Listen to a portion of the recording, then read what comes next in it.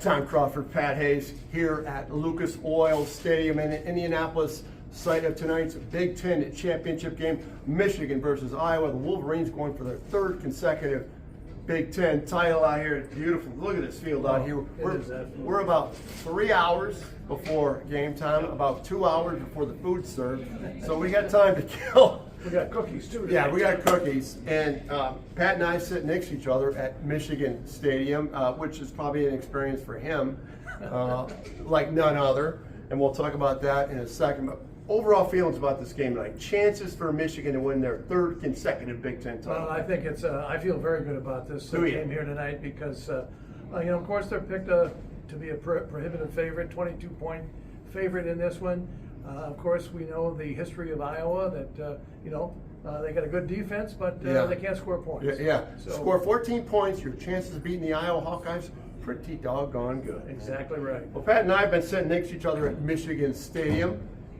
Number of years, right next to each other, and in the press boxes, I think I indicated this last week. It's a professional environment. They open the no cheering in the press box, and we do not cheer in the press box. But some of these tight games, like the Ohio State game last week, Yes. everybody's asking me, God, Tom, how can you stand that? Because I'm watching a game at home. I'm a holy mess. But Hornets. But what is it like sitting next to Tom Crawford? I'm talking about Chris. I sound like Chris Webber talking in the first person. What's it like sitting next to Tom Crawford? Tom Crawford is a walking encyclopedia. He knows everything about Michigan, going back to the early 80s. Early 60s, rather. Well, 60s rather, and up to the present time. So it's wonderful to hear him talk about some of the games, even what the weather forecast was for that day.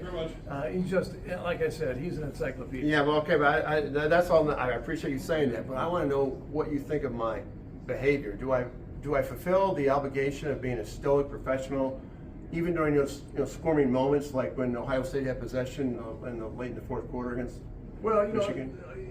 You're always nervous when you come to the press box.